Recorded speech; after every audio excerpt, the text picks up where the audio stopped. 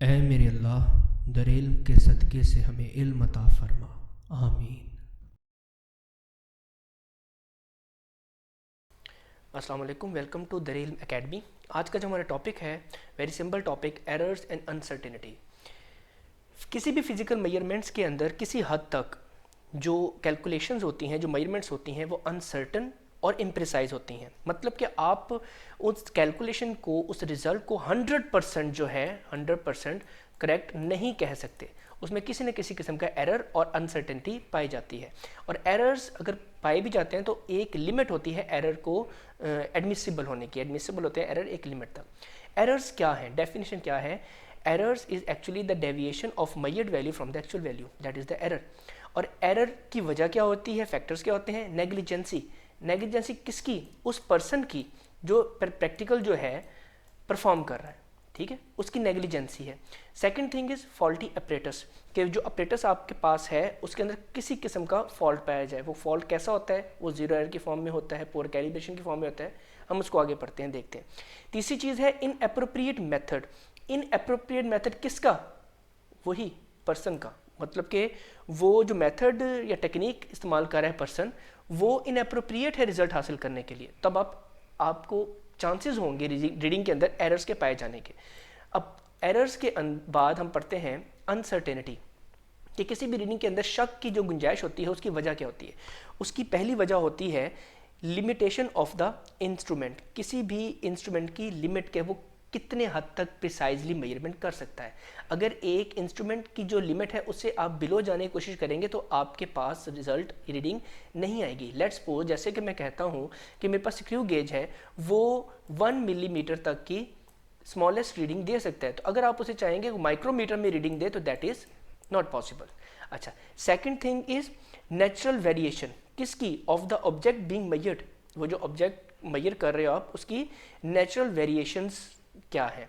मतलब कि क्या वो हीट अप होने से कहीं उसकी जो है लेंथ में एक्सपेंशन तो नहीं आ रही, इस किस्म की।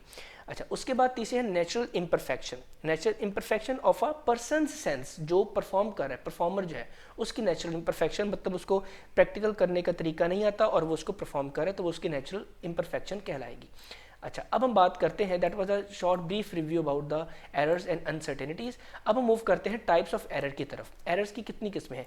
एरर्स की दो किस्में हैं, एक है रैंडम एरर और दूसरा है सिस्टमैटिक एरर। रैंडम जो है अपने नाम से बता रहा है कि बेतरतीब एक एरर है। और वो कैसे आपको फाइंड आउट करते हैं कि आप मल्टीपल रीडिंग्स लेते हैं, रिपीट एक एक्सपेरिमेंट को मल्टीपल टाइम्स रिपीट करते हैं विद द सेम कंडीशन, लेकिन आप हासिल क्या करते हैं? डिफरेंट रिजल्ट्स हासिल करते हैं। तो वो आपका कहलाता है रैंडम एरर, क्योंकि आपको इस एरर की वजह का नहीं पता होता, अननोन कॉज होती है। अच्छा, अब इसको रिड्यूस कैसे करेंगे? इसको रिड्यूस करने का तरीका ये है कि आप एक प्रैक्टिकल को मल्टीपल टाइम्स सॉल्व करें। प्रोसीजर के साथ आप रिजल्ट्स निकालें, रिपीटेड मेजरमेंट्स लें, और उसके बाद रिपीटेड मेजरमेंट्स के बाद उन तमाम रीडिंग्स, उन तमाम कैलकुलेशंस का आप एवरेज लेकर एक फाइनल वैल्यू डिज़ाइन कर लें, डिफाइन कर लें और कैलकुलेट कर लें। तो वो आपके रैंडम एरर की रिडक्शन होगी। Second one is systematic error. Systematic error love से आपको बता रहा है सिस्टम, ठीक है। जब एक प्रैक्टिकल परफॉर्म किया जा रहा है, दैट इज अ सिस्टम। उस सिस्टम में क्या होता है?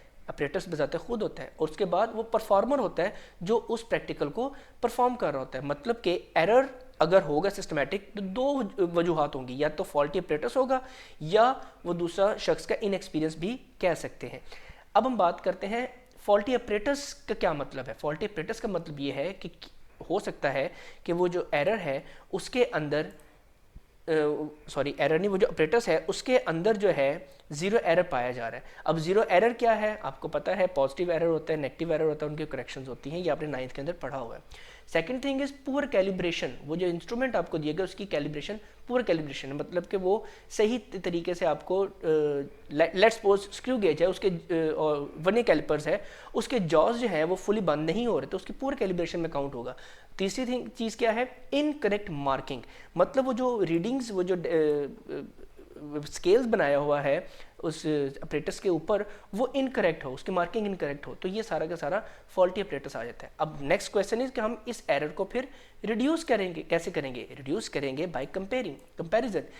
कंपैरिजन किसका? उस फॉल्टी ऑपरेटर्स का, ठीक है, जो सिस्टमेटिक एरर जिसकी वजह से सिस्टमेटिक एरर आ रहा है, उस फॉल्टी अपरेटस को हम कंपेयर करेंगे मोर एक्यूरेट या स्टैंडर्ड अपरेटस के साथ। मतलब आपके पास एक वर्नियर कैलिपर है जिसके अंदर कोई एरर नहीं है, ठीक है, आप उससे रीडिंग लेते हैं। सेकंड थिंग, आप अपने फॉल्टी अपरेटस के साथ रीडिंग लेते हैं, तो आप इन दोनों रीडिंग की जो दोनों अपरेटस से रीडिंग आएंगी वो डिफरेंट होगी, तो आप उससे रेशियो निकालकर एरर की परसेंटेज निकाल सकते हैं कि कितनी परसेंटेज है। दूसरी बात कि आप एरर को रिमूव कैसे कर सकते हैं, करेक्शन फैक्टर लगाकर। करेक्शन फैक्टर क्या होता है, पॉजिटिव और नेगेटिव एरर की वजह से जो करेक्शन करनी होती है। जैसे कि आपको पता है कि अगर पॉजिटिव एरर हो तो उसकी करेक्शन नेगेटिव होती है, और अगर नेगेटिव एरर हो तो उसकी करेक्शन पॉजिटिव होती है। ये था हमारा आज का टॉपिक। इंशाल्लाह हम कल जो है पढ़ेंगे significant figures. More over I am providing an opportunity to all subscribers and non subscribers के अगर आपको FSE के हवाले से फिजिक्स का कोई भी टॉपिक जो है वो तंग कर रहा है, कोई भी एम्बिग्यूटी है, you are trapped in the quagmire of the concepts, तो आप वो टॉपिक जो है वो कमेंट सेक्शन के अंदर मेंशन करें, तो मैं उस पर वीडियो बनाकर आपको इंशाल्लाह अपलोड करूंगा, और मेरी कोशिश होगी कि उसको बड़े ही आसान तरीके से मैं बयान करूं। और अगर ये वीडियो अगर पसंद आई है, कुछ इन्फॉर्मेशन आपको हासिल हुई है, तो इस वीडियो को लाइक करें, सब्सक्राइब करें और आगे शेयर करें। अगली वीडियो में मिलेंगे, तब तक के लिए अपना ख्याल रखें। अल्लाह हाफिज़।